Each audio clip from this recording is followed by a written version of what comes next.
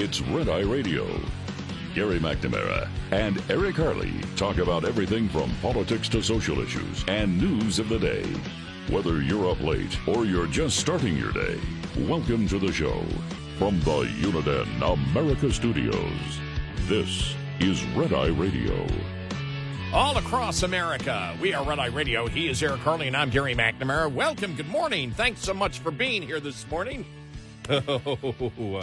Here we go. I mean, yesterday was just insane, and it wasn't I think the major topics that the media was covering out there. And they were covering this, but still, it was some of the Supreme Court stuff yesterday, and this one in particular. I just told you during our pre-show meeting, I'm like, it's unbelievable. I mean, it's unbelievably hilarious at times. It's tragic but hilarious, isn't it? Yeah, it is. It really is. And this is the Supreme Court looking at the Hawaii gun law. And let me simplify this in my head, because I was just reading a few articles on it, from SCOTUS blog, looking at, how they were analyzing it. Hawaii has a law that says if the property owner, now we all know because it's standard and there's precedent for this and it's legal, for example, if you have a state, even in the state of Texas, if you put on your private property, no guns allowed here. You can't bring in your gun. Right. You can't bring it in. Property rights overrule your right to carry, again, on private property. Exactly. So, Hawaii has a law. I'm not laughing at their law. I'm laughing at something else here that has to deal with it. Just give me a moment here, but I find it extremely humorous. So Hawaii has a law that it is assumed unless the property owner, the store, house, whatever, unless they specifically tell you you can bring your gun in, that you can't do it. That the property owner must give each person that comes in the specific right to do it. For example, in the state of Texas, we know that if there's no sign, if you walk up to a store and there's no, whatever the actual Texas law is that where they have it stated, I don't have the actual number of the law in front of me, but if it states, you cannot bring your gun here. Right. Well, you know what I see everywhere, every store I go to, it's like in Texas, I hardly ever see, not that it doesn't exist, it does, but I hardly ever see a retail outlet anymore since we've got constitutional carry saying you can't bring your gun in. What I do see is no alcohol allowed.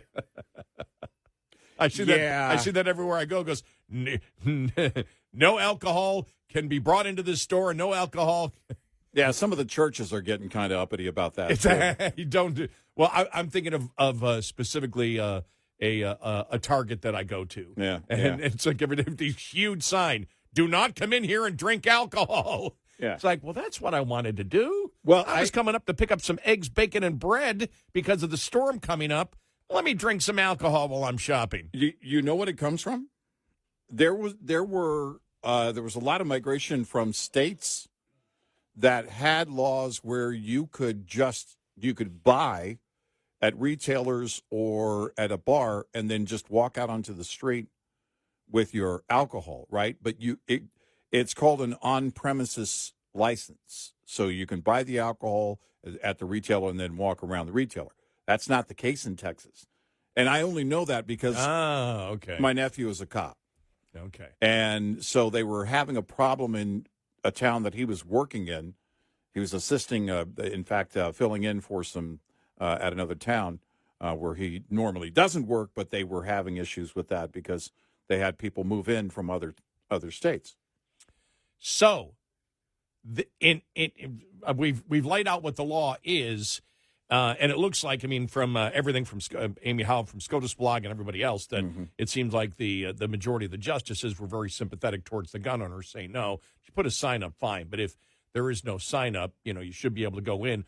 But what the Attorney General of Hawaii was using that Justice Jackson said should be considered is the 1865 Louisiana law enacted as part of the state's black codes to restrict blacks.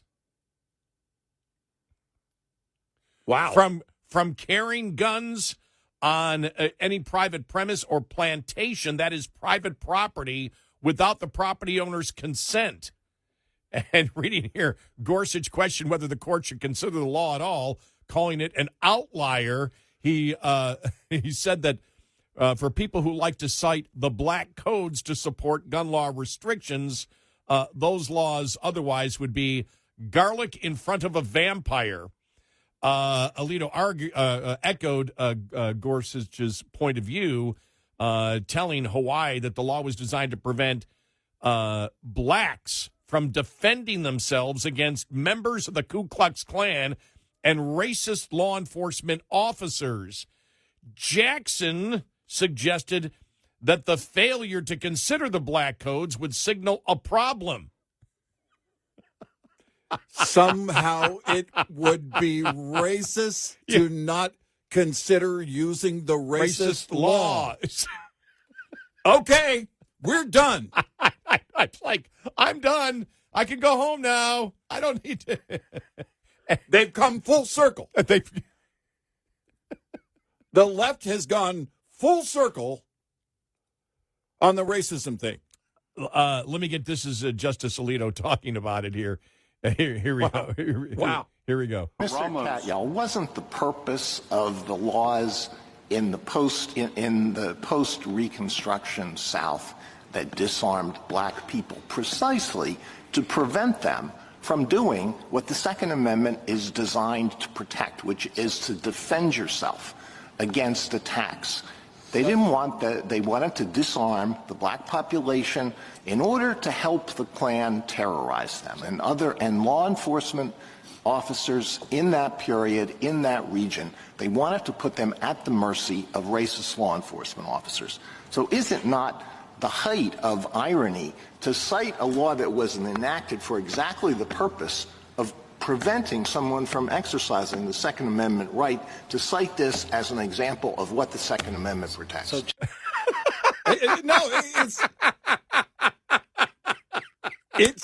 It's worse than watching a dog chase its own tail again and again and again. The logic is so short-sighted. There's no logic at all. Hawaii, one of the most liberal states, is advocating for their gun control law, the racist black code laws post-Civil War in the South. Wow. And Jackson's saying we need to consider that. That's precedent that you need to consider. Right. And if you don't consider, it's a problem. A problem how? You can't. Is it racist to say that we shouldn't be using racist laws? Well, yes. I mean, just wow.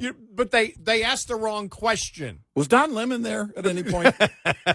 Yeah, but he was just as a journalist. Did you see that? You see him trying to backtrack? Just reporting. I was just reporting. I wasn't a part of the group, and it's like, no, we got you. And this is the other thing. Not only does the internet exist, digital film exists that you took yourself. You went there for that reason, right? Just we'll get to that here in a little bit. But the question I would have asked, and I probably would have broken protocol. I go, well, since Justice Jackson is saying we should consider this, do you believe then if we consider that law is justification or in some way a precedent where we should say that the Hawaii law stands based on the fact that a law existed that targeted only blacks, that you believe it would be constitutional to just say blacks can't have the Second Amendment right? Right. That's what I would have asked. Right. Is that what you're suggesting? I mean, this is just every day I go through my life and people say, how do you do that show? How do you? No, it's how do you stay on vacation for a whole week? Well, yeah, the other thing is I read about and a lot of these are a couple of examples I have. I won't mention any names.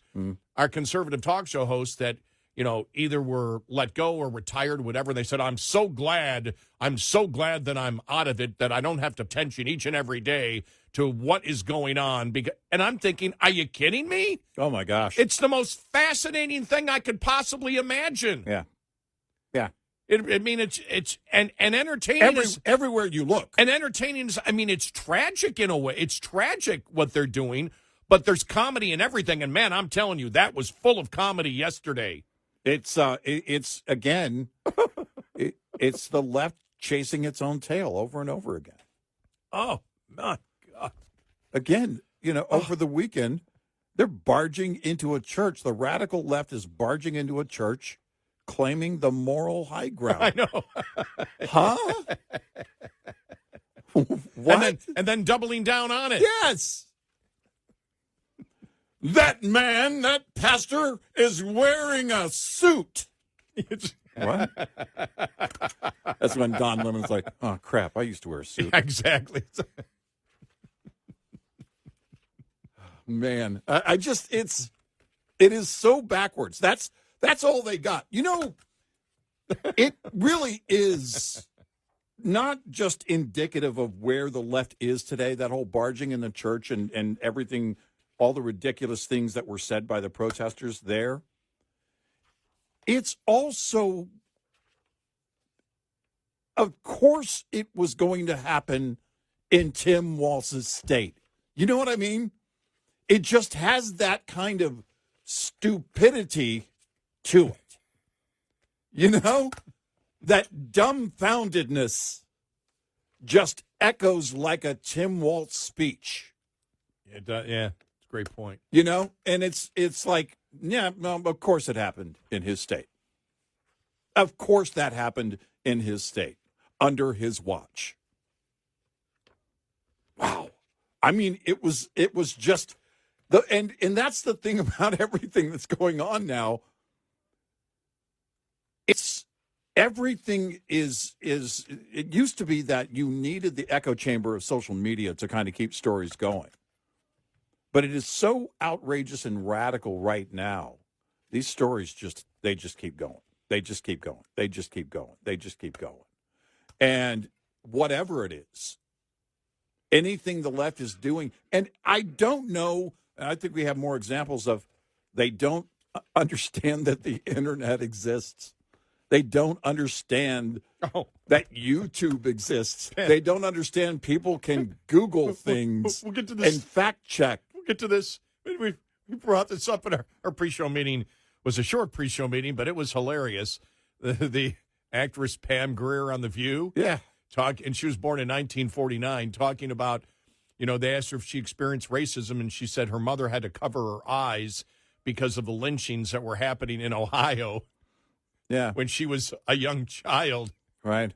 And then the fact checkers went at it and said, well, the last lynching in the United States was 1911, and you were born in 1949, and there is no record of lynching in Ohio. Well, there's no record at all, and it's just like they make stuff up as they go along in order to portray themselves as bigger victims. But it's a thing where that's where you look at it and you go, don't you know that the internet exists? Right. Don't you know? But it's the fact that the left believes that they can get away with the biggest whopper lies possible, and that they don't really.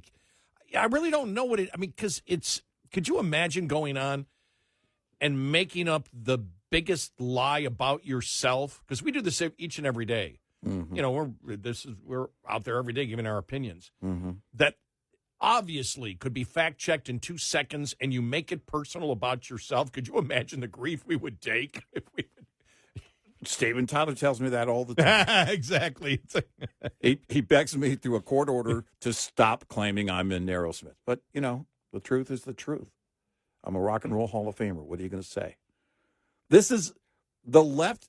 Scrambles. The problem is they have no conviction. They have no backbone. They don't stand for anything. So of course there are no critical thinking skills. There's no reason, no justification for what they're doing, and you can tell when they've hit the end in terms of not being able to argue or debate or do anything in that moment, in that heated moment, they bring up racism or bigotry. Well, the thing is, and we'll have some audio on this coming up. Sean Hannity did it yesterday. He had some representative on, and yesterday he had a state representative on from Tennessee who apparently said, again, the ISIS, I don't know, the KKK or whatever. Right. And he started saying, I'm scrolling through all of your citizens that have been victims. Do you have anything? And the guy just would not. They will not come out and say it's wrong. Right. They cannot think about this. Right. So many Democrats cannot come out and say, look, that's fine, but I have evidence that you're going after American citizens. And now, you've seen that come out now. You're going after just regular people out there. And it's like, no, prove you're not. Well, you're actually making the allegation. You have to prove that we are. If you come in with the accusation, the burden of proof is on you. Right. And so that's where they are right now, but they just can't. So many of them just cannot say. It's like the same thing. A man can't be can a man be a woman? Well, we have to be. I didn't ask whether you're compassionate. I'm compassionate. I'm simply asking you scientifically and biologically, can a man become a woman? Think about this. The 20 people that are going to run for president of the United States or may run on the Democrat side, only Rahm Emanuel will answer that question and say, no, they can't. Right. Every other single one that Axios interviewed would not say, no, they can't. Right. It's going to be a fun primary season in 28. We are Red Eye Radio. Brought to you by Hot Shot Secret. Hi, I'm Jen Loomis, a transport safety expert at J.J. Keller. Compliance, Safety, Accountability is the FMCSA Safety, Compliance, and Enforcement Program. Its goal is to hold motor carriers and drivers accountable for highway safety. CSA does this by assessing the safety performance of motor carriers and drivers. Motor carriers are assigned a score. The carrier is then grouped with other carriers who have had a similar number of safety events. Carrier scores within the group are then ranked. Low scores are better, so carriers with the highest scores are those that are most likely to be targeted for intervention by the FMCSA. Interventions range in severity and may include warning letters, roadside, off-site, or on-site inspections, civil penalties, or operation out-of-service orders. This tip was brought to you by J.J. Keller & Associates. Visit us at jjkeller.com. Get in touch with Red Eye Radio, toll free at 866-90-RED-EYE.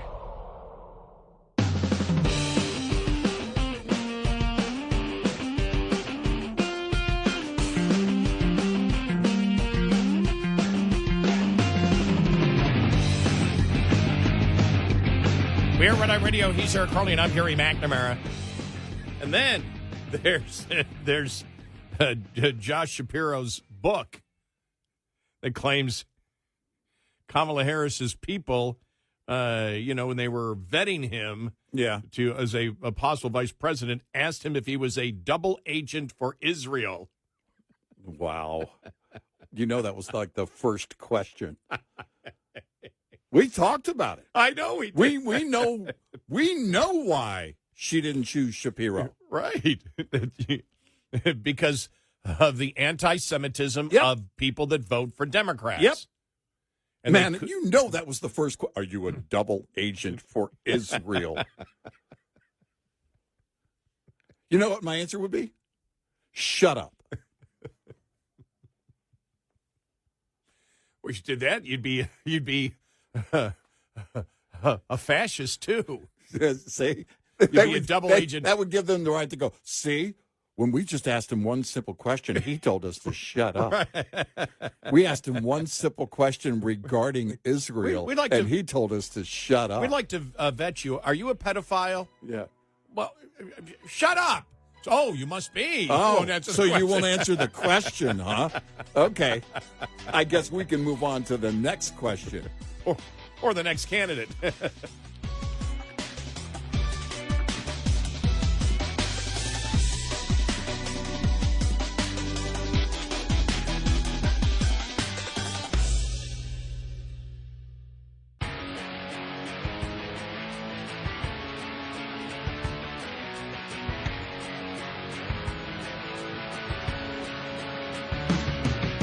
Catch Red Eye Radio live every night on the Red Eye Radio app, available in the App Store. Red Eye Radio. And he is Eric Harley, and I'm Gary McNamara. Download our Red Eye Radio app today. Listen when you choose. So here we go. All right. All right. What do you got? So, another story out there, Mm-hmm. and we can't let this one slip by. The Federalist.com, who wrote this? Brianna Lyman wrote this. New taxes prove Virginia Democrats actually hate affordability. Affordability was the word in Virginia politics in 2025. Affordability takes center stage in New Jersey and Virginia governor races, ABC News wrote on November 2nd of last year. Spanberger turns Virginia governor's race into a test on Trump's economy, Politico wrote on October 29th. Spanberger has stuck to a message on the economy, specifically the cost of living and the cost of life for the people of Virginia. It's not about inflation or the economy. The election instead delivered a wake-up call on affordability politics, top pollster says. Fortune's Jason Ma wrote on November 8th of 2025. And Democrats won the message. Spanberger beat Winsome Sears, while Democrats picked up seats in the state legislature. A post-election poll conducted by CBS News found that people concerned about the economy and the cost of living voted for Spanberger over Winsome Sears by more than 20 points. Affordability carried the day until Democrats actually got into office. Yeah. Within weeks of Election Day, Virginia Democrats have made clear affordability was never more than a campaign slogan. House Bill 978 would dramatically expand Virginia's sales and use tax to cover a ton of everyday services. They want to raise taxes on gym memberships, fitness classes, dry cleaning, laundry services, pet care, home repairs, cleaning services, car repairs, delivery and shipping services, digital services, and event planning. In other words, the things that the normal people of Virginia, the middle class, pay for to live their lives may soon cost more. The revenue, meanwhile, is earmarked for transit authorities, while another portion would be distributed on the basis of the high-need student population in the locality. The formula for high-need student includes students in social programs, special education, or English language learners. Then comes the Democrats' anti-lawn crusade. House Bill 881 would provide that any locality with the population density of at least 2,500 persons per square mile may by ordinance prohibit or regulate the use of gas-powered leaf blowers. Yet at the same time, House Bill 557 would establish a separate classification of tangible personal property for electric-powered landscaping equipment in a trade or business and used to maintain commercial, public, or private gardens, lawns, trees, shrubs, or other plants, including lawnmowers, edgers, trimmers, leaf blowers, and chainsaws. In other words, Virginia Democrats are now trying to ban gas-powered leaf blowers while raising the tax on electric landscaping equipment. Whew. Proposed legislation, House Bill 900, would add a retail and use tax to any county or city that is a member of the Northern Virginia Transportation Commission at a rate of 0.385%. Any county or city that is embraced by Northern Virginia Transportation Authority, but that is not a member of the Northern Virginia Commission, would be at a rate of 0.615%. A retail delivery fee in the amount of 20 cents upon each retail delivery, and a regional highway use tax fee on all vehicles in the Commonwealth that are subject to the existing highway use fee. In other words, retail delivery like Amazon, Uber Eats, and other services will become more expensive for Virginia. Now, before we go any further, I just want to play Brett Baer talking about it last night on Fox News, because it goes more than that. It goes to the social things that they also plan on doing. Here we go. You ready? All right. All right, here we go. That's the new governor of the Commonwealth of Virginia, Abigail Spanberger, ran for that office as a moderate. But the executive order that she talked about is state and local police not cooperating with ICE to get criminal illegal immigrants. There's also a list of, now the Democrats control the legislature, that a number of bills that have been put forward. You can't read it here, but let me just go through it. Sales tax on Uber Eats, Amazon. Sales tax on admissions to a variety of businesses. Create 2 new higher tax brackets. 10% tax bracket for anyone making over $1 million. 3.8 investment tax. Raise the hotel tax. New personal property tax on landscaping equipment. Ban gas-powered leaf blowers. Guarantee illegal aliens free education. Make it illegal to approach somebody at an abortion clinic. Extend the time absentee ballots can be received after Election Day. Allow people to cast their votes electronically through the internet. Expand ranked choice voting. Extend the deadline for ballot curing. Redact the addresses of political candidates from FOIAs. Add Virginia to the National Popular Vote Compact. Make it illegal to hand count ballots. $500 sales tax on firearm suppressors. Assault weapons and large capacity magazine ban. 11% sales tax on all firearms and ammunition. Prohibit outdoor shooting of a firearm less than 5 acres. Lower the criminal penalties for robbery. Ban the arrest of illegal aliens in courthouses. Remove mandatory minimum sentences. Allow localities to install speed cameras. And replace Columbus Day with Indigenous Peoples Day. Wow. So elections have consequences, Josh. What a spectacular reminder that we no longer live in an era where there's an existence of a moderate Democrat. I think. There's it right there. Yeah. There are no moderate Democrats. No. And again, it was all a con game, and we told you it would be in there. But again, as I think this is another perfect example of John McNamara, my father. People want to be BS'd, and the people of Virginia really wish to be BS'd. Not the conservatives, Right. but a significant portion of the people that voted in the last election say, please, thank you, sir, may I have another? Thank you, sir, may I have another? You were never going to get. You can criticize. It's fine to criticize and look and compare and say, all right, who's raising prices? What's going on? But to sit there and believe that the Democrats would be a leader in affordability when you see what they wish to do with all the taxes that are now being proposed in Virginia. Yeah, right. Across the board on everything. Right. And this isn't about hitting the rich. We're just going to tax the rich alone. Nope. They're going after you. They're going after... As they always do on the left. They talk about during the campaign season a couple of times about going after the rich or going after corporations. But what do we say when they talk about raising corporate taxes? They're still pushing for that in New York State. Yeah. They're looking to raise corporate taxes, which, of course, is going to be passed on to the consumer. And that's, again, that is the most... I'll give credit to Democrats. They have promoted that BS and that lie for the longest time. Mm-hmm.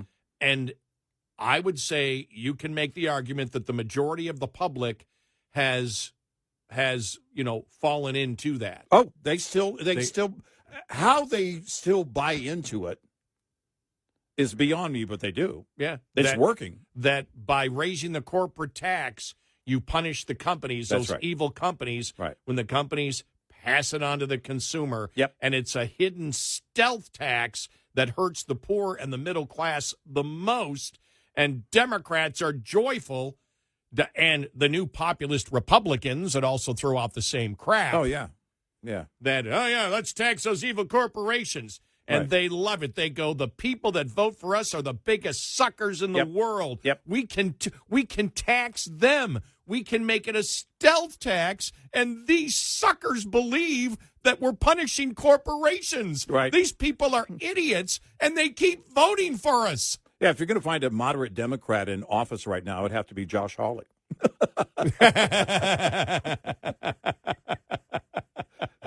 That's the closest thing you'll find to a moderate Democrat. But he pounds on corporations all the time, and You're right. That's the point. and he's the one that has proposed the 10%. Yep. By the way, that's gone nowhere, has it? The 10% right. credit card thing. Yeah. When No. Trump brought it up, but Trump falls to the same thing. These companies are doing these companies are doing these companies. He falls into that populist, Right. thing too. Right. Let's blame. Who can we blame? Okay, can't blame the people. Let's blame the companies, and then therefore let's tax them. But it's the same thing with tariffs. Right. The same thing with tariffs. When you have a socialist program, the people that promote them can never tell you the truth. No. And that's why Trump, even today, will still say the tariffs are paid for by foreign countries, as his own Treasury Secretary says, no, it's paid by the companies and it's paid by the consumer. And that's what they argued his administration before the Supreme Court. But it doesn't matter what they argue when they have to tell the truth. It's what you still are out there promoting, and people just ignore it now. Republicans, instead of being critical and saying, wait a minute, you said foreign governments pay for it. I believed you. They don't pay for it. Your own administration said it. Why are you BSing me, Mr. President? Well, you had Scott Bessent say it just the other day. Again. The importer pays it. Yeah. We all know it. And so across the board, and that's the whole thing, well, the companies are eating it, as if the companies eating it doesn't have an effect. Well, no, that's the whole thing, is that By the way, they're not eating them all. No, they're not. Whether it's the importers paying a tariff or raising corporate taxes, what are you doing? Well, the corporation's going to adjust. They're going to, in the private sector, they're going to protect their margin however they can. They're going to have to raise the cost of their goods or services to the point that the market will bear. And when they can no longer do that, they lay people off. It has to be absorbed in the economy at some point. And this is what the left loves about the corporate tax thing, because they know that you've got to remain, like if you're a retailer, you've got to remain competitive. You've got to be competitive. If you're a Walmart or an Amazon or whatever, you've got to remain competitive. So what happens? You start making some changes in the office, at the warehouse. You start laying people off. You start automating. You start doing whatever to create the efficiency, to protect the margin. That's the way it's always going to be. It's not a positive, which is why we cheered Trump on when he and the Republicans were able to actually get the corporate tax rate down to 21% in his first term. And Trump gets complete credit for that. Yep. Yeah, I don't think the Republicans, I never thought the Republicans would ever get anywhere close to 30%. Yeah. Let alone get down to 21. But they know, again, if you want to go the populist route, you just, and what do? Because prices are high, you blame the corporations. You can blame the corporations and put it on them and say, we're going to tax them. Obama did it in Houston, Texas. Arguably the oil hub of the United States in terms of processing and everything else, Houston, Texas. And he's running and he's talking about, well, are you afraid or are you sick of high gas prices? Everybody's cheering. Okay, we're going to do something about it. We're going to do a tax on the oil companies specifically. Windfall profits tax. And they all cheered. All of them cheered. Yeah. And what he was basically saying, the message was, we'll raise them even more. Yeah, gas prices are too high, I'm going to raise them more. And the suckers all cheered. That's right. And if there's anything, if the evidence is self-evident that prices rise when you add cost to oil or gasoline, it's gasoline. We all see it. Right. It's immediate. We all know it. And all those Democrats are out there, yay! And it's like, Obama's got to be going, you people are just complete morons and by the way, idiots. You don't know how your children. Many of the retailers are small businesses, too. Yeah. They're not the big corporations. We're Red Eye Radio. Coming up, more with Gary McNamara and Eric Harley. It's Red Eye Radio.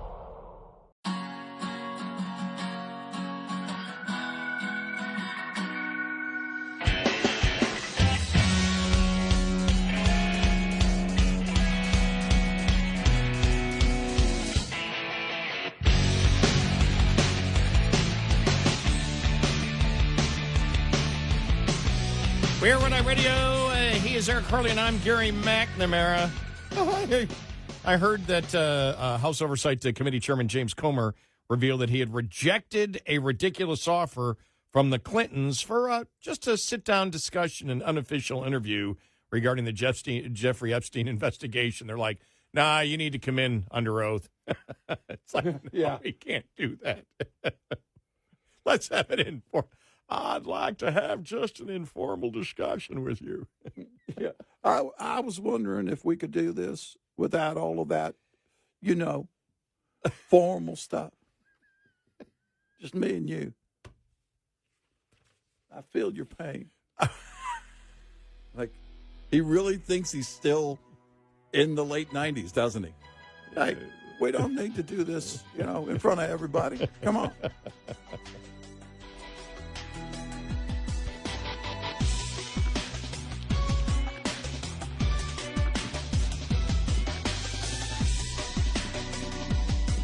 Top of the Hour News is brought to you by House Products. Visit houseproducts.com. This is Red Eye Radio on Westwood One.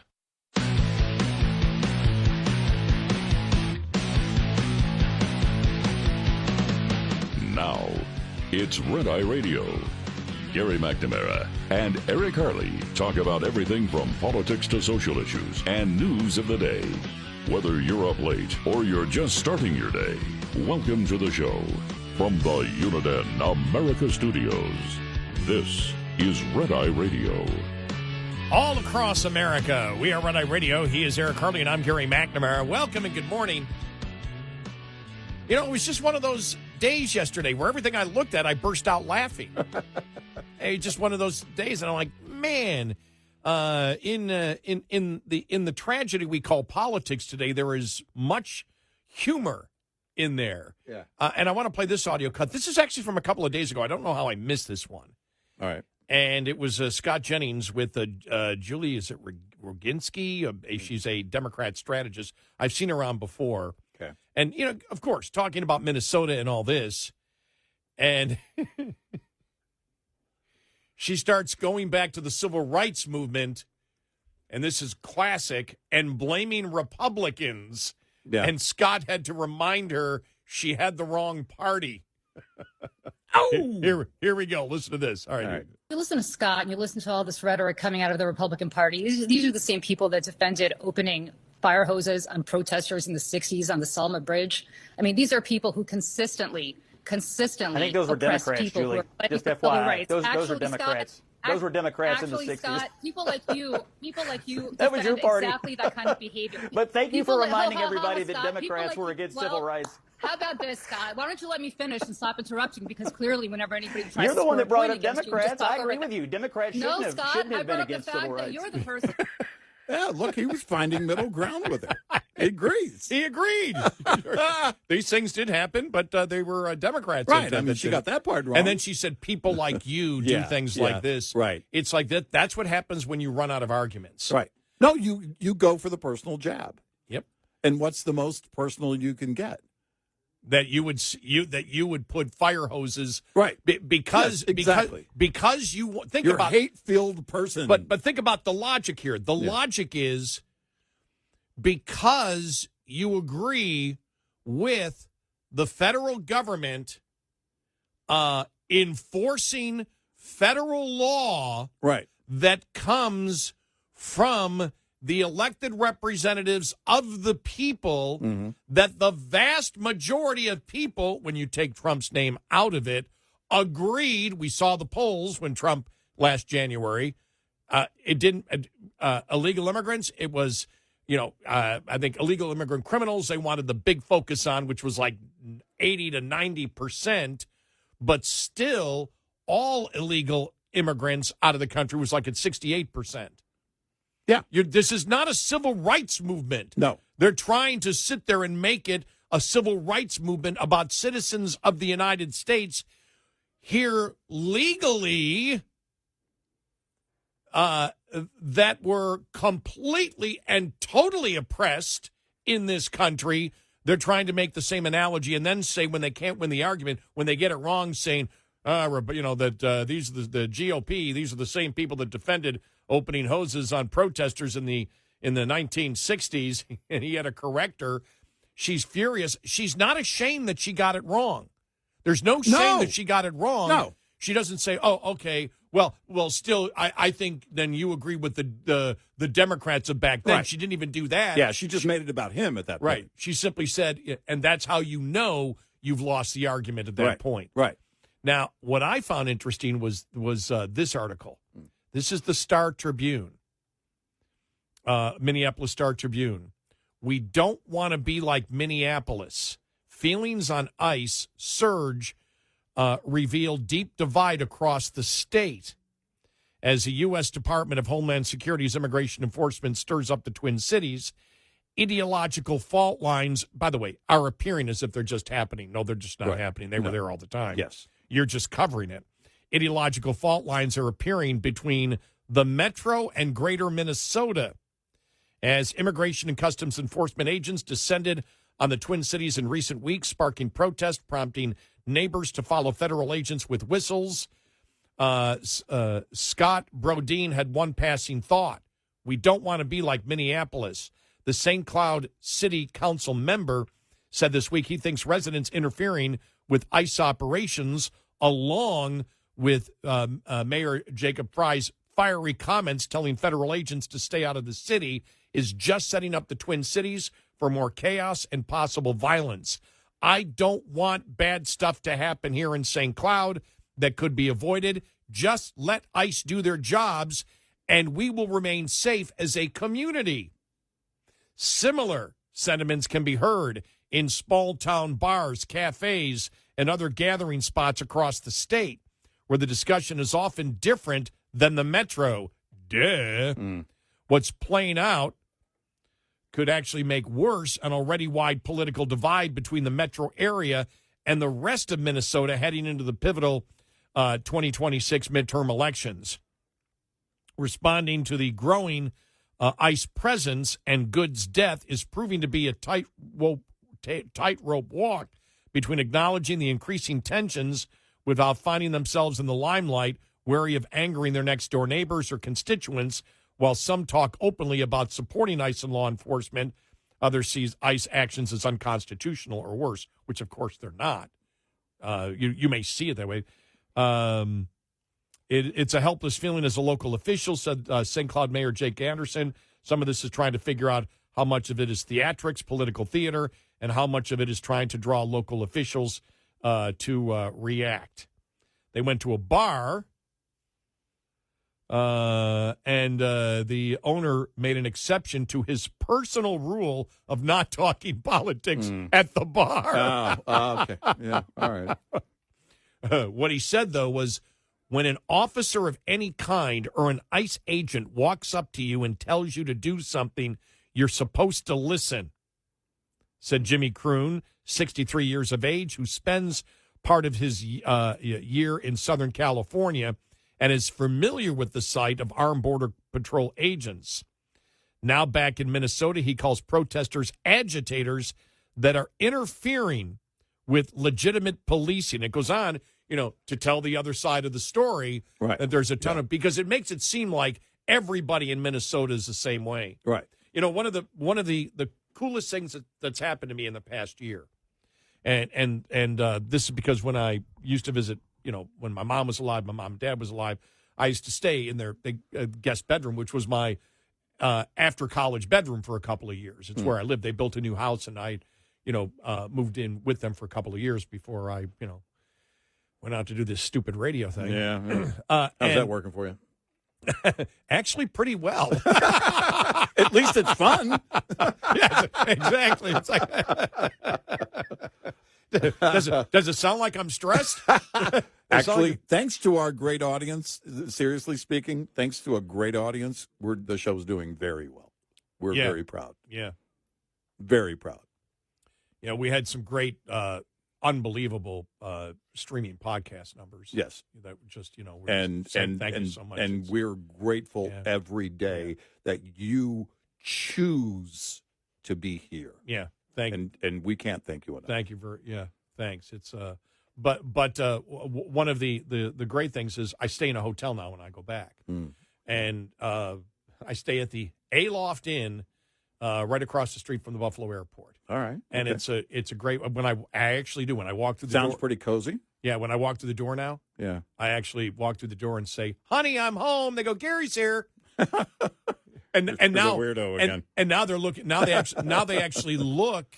Well, it's funny because one of the people that works there at the front desk has a couple of kids in the same school that my nephew has, and the general manager the same thing.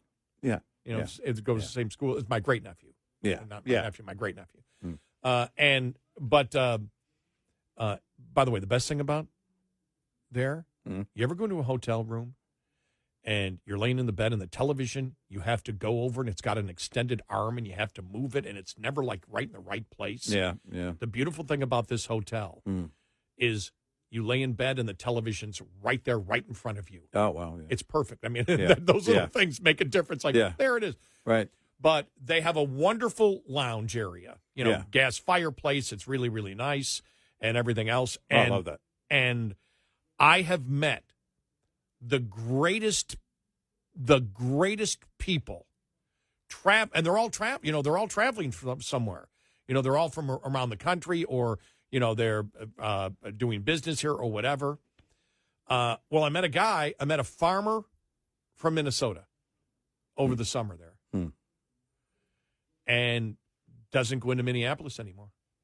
Used to go to sporting events all the time. Used to go to, Vikings games. Doesn't go anymore. Right. Wow.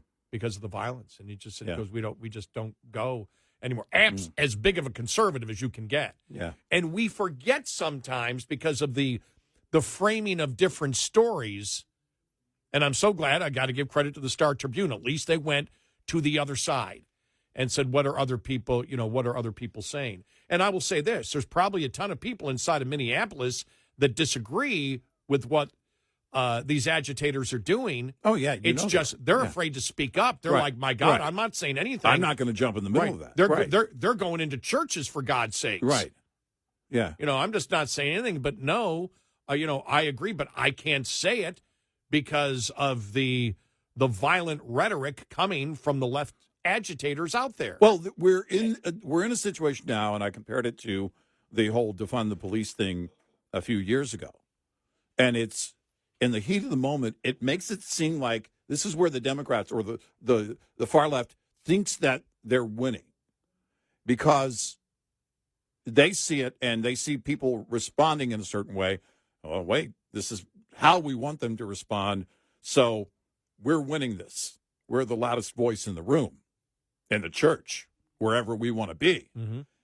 And then when things settle down a minute, you start doing the real polls of how people really feel about it.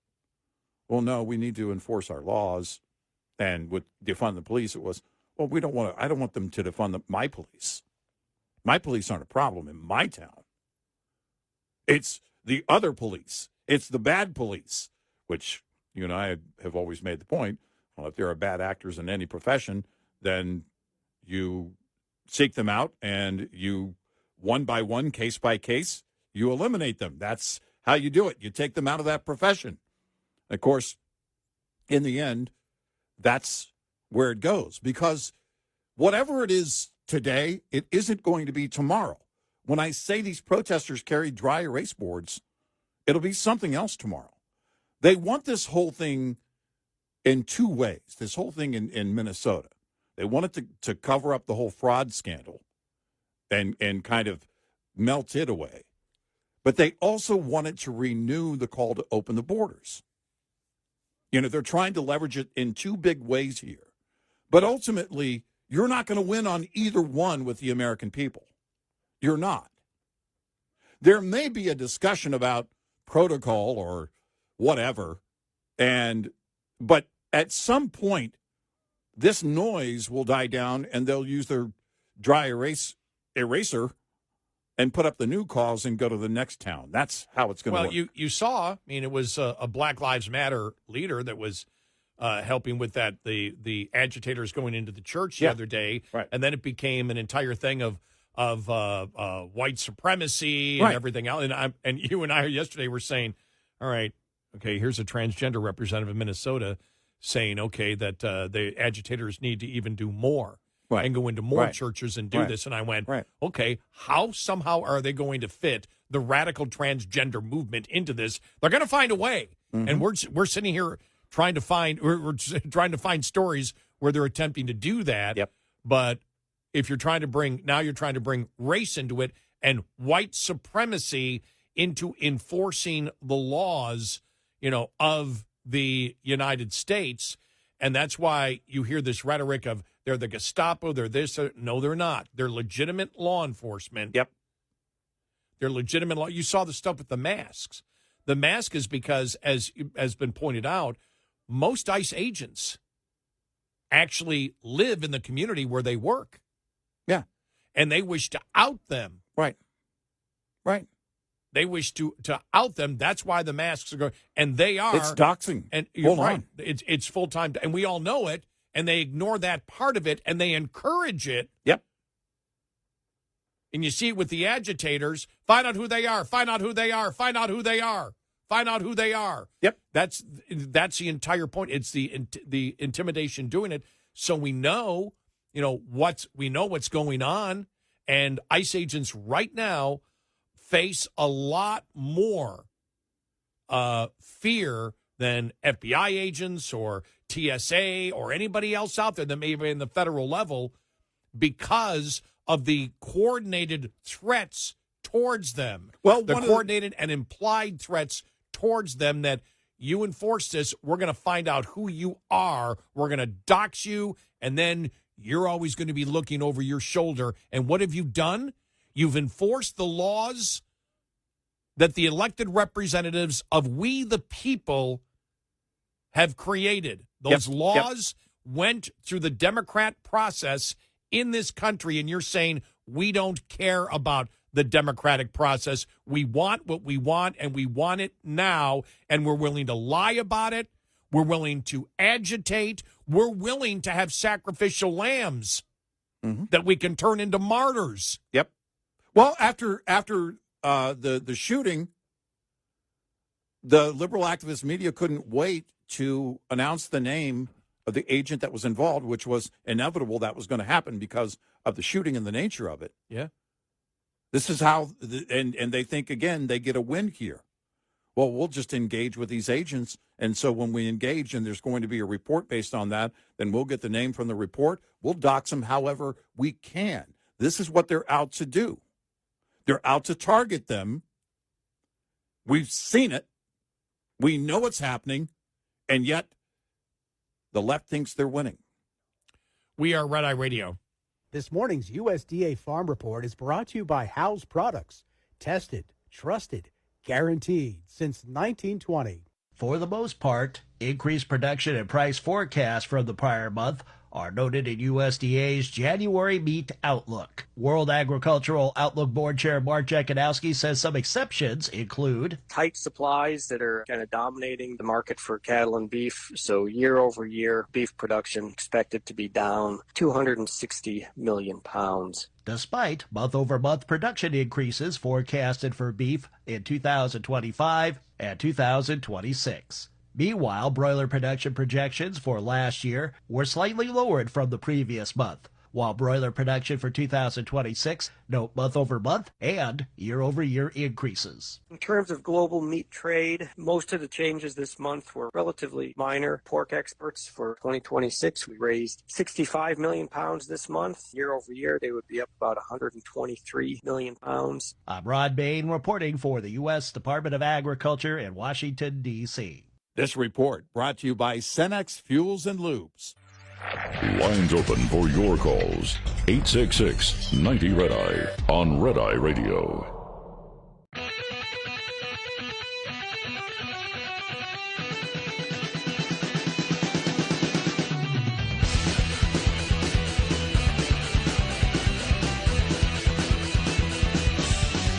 We are Red Eye Radio. He is Eric Harley, and I'm Gary McNamara. All right, Republicans, be out there promoting like crazy, and don't stop that U.S. drug deaths are down drastically in the United States over the last year. Yeah. That's funny. I had a family member ask me that the other day. What have you seen lately on the number of drug deaths?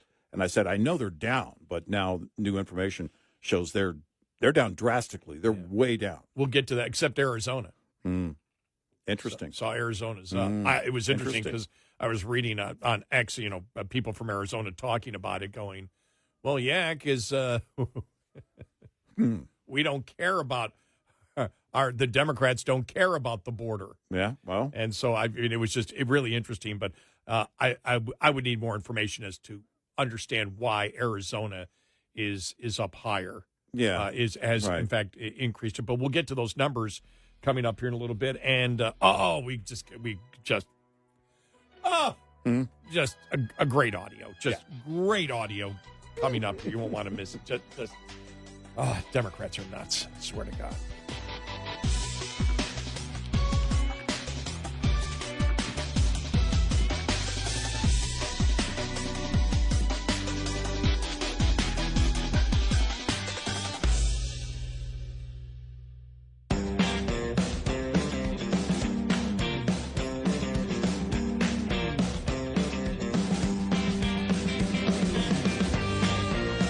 You're listening to Red Eye Radio from the Uniden America Studios. We are Red Eye Radio. He's Eric Harley, and I'm Gary McNamara. Download our Red Eye Radio app today, and you can listen when and where you choose. And thank you. All right, so let's play this audio. Sean Hannity, and I think we played a little clip last night of Sean on with the representative, and he was just saying, tell me, when was the last time you called or talked about the problem of citizens dying because of illegal immigrants? Right. And that guy was a representative, just would not answer the question. He brought in this is a state representative from Tennessee, and he gives the name and everything else coming up. But I want to play this because it's, again, you just shake your head going, they don't have an argument. They really don't have an argument except the emotion and the over the top untrue things that that this is all based on racism and it's the Gestapo and all the normal crap we've been putting up with for years. Sure. I guess I don't have to go through it. Everybody knows it. Right. But here it is. I'm going to start from the beginning here just because he introduces the guy and then just see where this goes. Here we go. Democratic's Tennessee State Representative Justin Jones is with us. All right. Justin, thank you for being here. Appreciate your time. Now I got a question. On the screen, I'm going to scroll the victims. You live in Tennessee. You're a state rep in Tennessee, correct? Correct, Sean. And I'm glad you don't even have to go through the theatrics of scrolling a list. I'm glad you brought up a list because if you want to have me as a guest on your show, invite me. No, I'm scrolling the names not for your benefit, but for the benefit of our listeners, so that they can know the victims of crime in your state. And I'm glad you're bringing up a list. I want to ask you a question about it. I'm glad you're bringing up a list, because if you want to go after rapists and criminals, you would stop being out with perverts in the White House and pedophiles in the White House, Sean. Justin, you're not going to get the filibuster. I have a question. On here. I have a question. I'm scrolling the names of victims of violent crime. By the way, homicide, rape, sexual assault of are you going through Trump's charges, or and sodomy, are you going through Trump's charges and drugs? So my question to you is simple. Or the people in the White House, or what are we talking about? My question is, if you'll pay attention long enough to listen, my question is simple. Can you name any of the victims of violent crime by illegals in your state? And have you ever called any of them? To your viewers, answer this man the wants question. You to be afraid. He wants you to be fearful of your immigrant neighbors, because he wants to protect the billionaires who keep you from having health care, victim of violent crime He does not in care your about state? Crime. He hangs out with pedophiles and criminals in Mar-a-Lago. Answer. He does not care about going after rapists. Can he you cares answer? about keeping you fearful, to control you, because he wants. So that's where that goes for 5 minutes. Yeah. Yeah. I have pity on all of our listeners. I'm not going to go any further. You understand where goes nowhere. Where it's going. It's going nowhere. They don't care. Things that we have learned. They don't care about United States citizens being killed by illegal immigrants. No, they don't care. No, they don't. Just like they don't care about the intimidation and misogyny of the radical transgender movement. Right. They don't care. They don't care about people. They only care about, and I saw this the other day, and I don't know if it's true for everybody, but I do believe it's true for some. All they're trying to do is push a Marxist agenda, is what they're trying to do. You know, the leaders of these groups, maybe not the followers, but the fact is you see it across the board. You know, that they're for the worker, which they're not. That they're for the down and out, which they're not. You cannot be for the down and out. For example, Spanberger in Virginia. You know, we're going to be a moderate. Affordability matters for the poor. It matters for the middle class. And then go in there, and that's what the entire Democratic Party was selling. And then what? Dozens and dozens of new taxes that all hit the poor and the middle class the most. Right. So they don't care. They really don't care. What they're attempting to do is get power and control any way that they want, and I believe many of them to push a Marxist agenda. We've seen it in New York City. Right. Yes. And so do I believe that it exists in Minnesota? Absolutely. Look at everything they're does. going after right now. They're going after property rights in New York City. They want to, you know, again, nobody has the right to own your home. Even you don't have the right to own your home. No one has the right to own any property. They're going after, of course, again, the open border thing. They're going after anti-law enforcement, stop enforcing the laws, and also, in turn, in that case with ICE, open the border again. They want to get back to high taxes again through corporate taxes. We're seeing that again in state after state, blue states. They're looking to keep people in a situation where they're going to stay. And guess what? On some of those issues, it's working. You know, you and I have talked about this, but I think it's important to bring this up on a consistent basis. You know, we talk and we play this, you know, Scott Jennings stuff from CNN. Not all of it, but, you know, every couple of days he's got a great audio. But the reason that CNN can't get a better audience, because you would think, oh, Scott Jennings, why aren't they getting more people watching? Because you have to go through. We're just playing that 1 minute clip. We're not playing the 10 minutes beforehand when it's all the insane liberals talking. Mm-hmm. One thing I've noticed, and it's the one a woman that was telling Scott Jennings that this is all this Republic, the GOP. These are the same people that supported the fire hosing of blacks in the South in the 60s, and he had to say, that was the Democrats. Mm-hmm. You don't know what the hell you're talking about. And then she, you would do that. You would do that. You would do that. It's like, you're wrong. You got burned, big time. But we've talked about the fact that the left is absolutely passionate about finding new faces to promote the things that the old faces have not been successful in doing. And I see this. I see, that Representative Jones, he's a younger guy. And I'm really amazed that they're actually worse than the people that came before them because it doesn't seem they know or care about history. They don't know what happened. They make the assumptions, as the one woman did with Scott Jennings, that, the GOP, the same people that fire hosed blacks in the 60s, you don't even know that was Democrats? You're making a point and you don't even know that? How did you get the hell on national TV? Yeah. Well, it is CNN. It's CNN.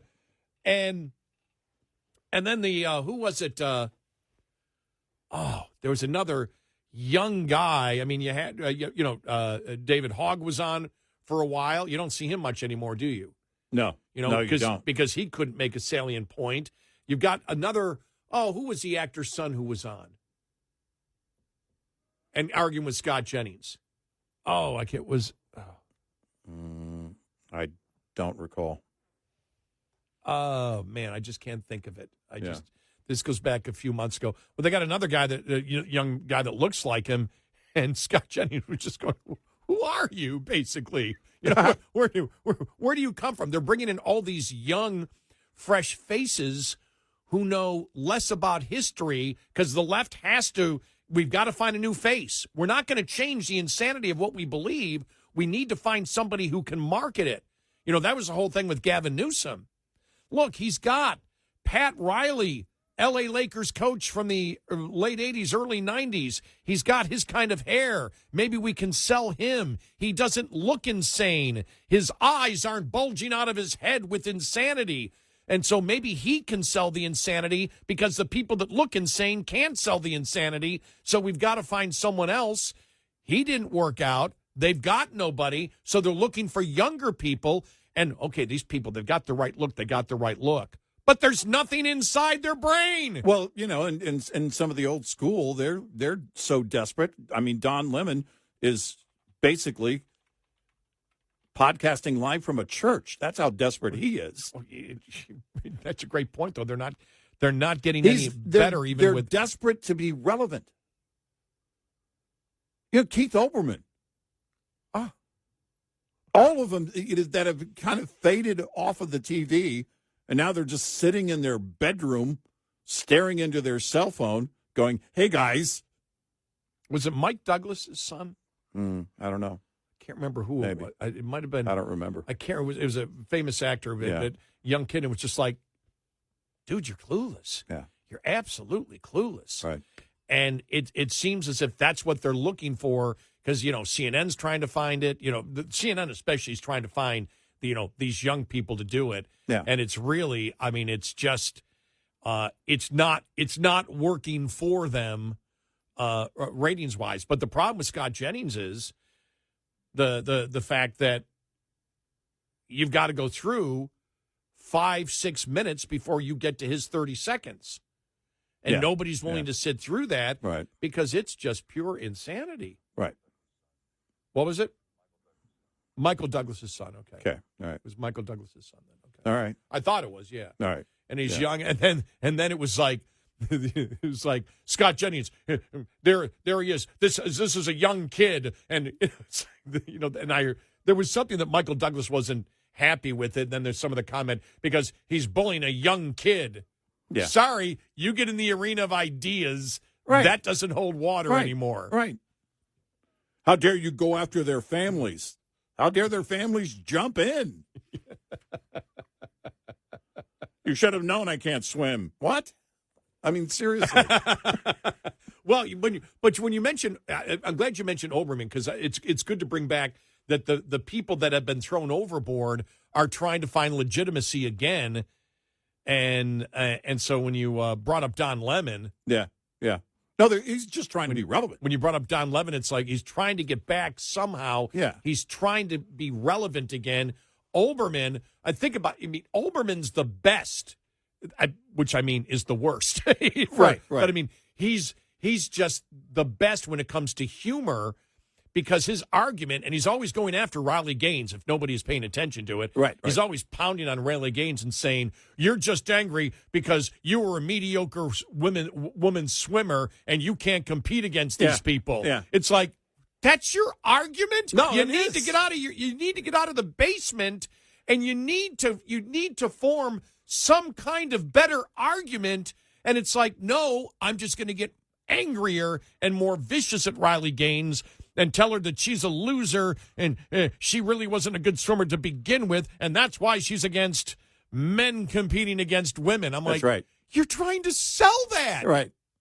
Here's a guy who's been calling people on the right misogynists for years. Yes.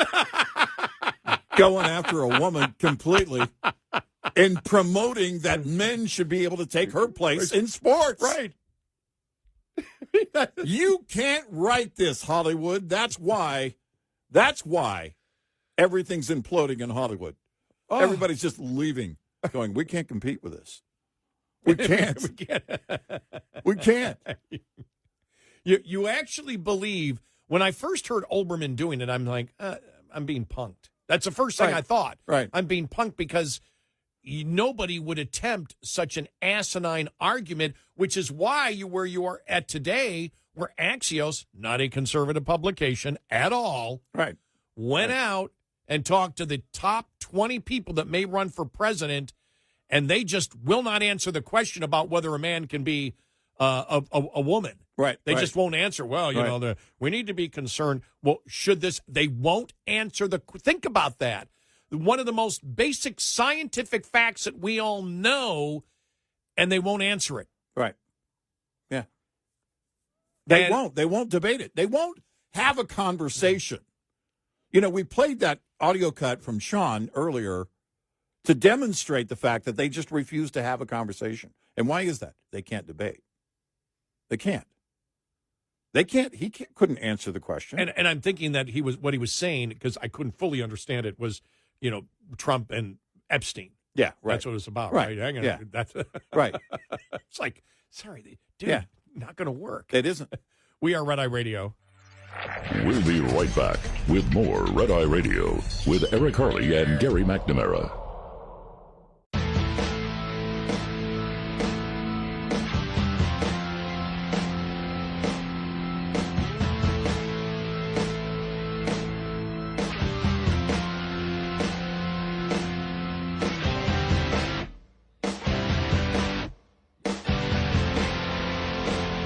We're Red Eye Radio. He's Eric Harley, and I'm Gary McNamara. I'm having problems hitting the microphone button here. So U.S. drug enforcement deaths plummet. The U.S. drug overdose deaths fell by 20.6% in 1 year, according to the CDC. Meanwhile, Louisiana, Florida, Virginia, New York, Vermont, Wyoming, and the District of Columbia saw more than a 30% decrease in drug overdose deaths in 1 year. Yeah, I wonder what's going on there.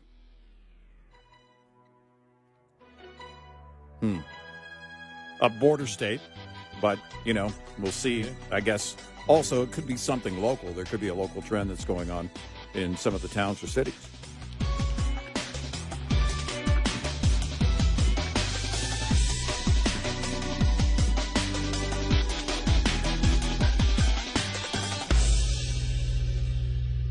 This is Red Eye Radio on Westwood One.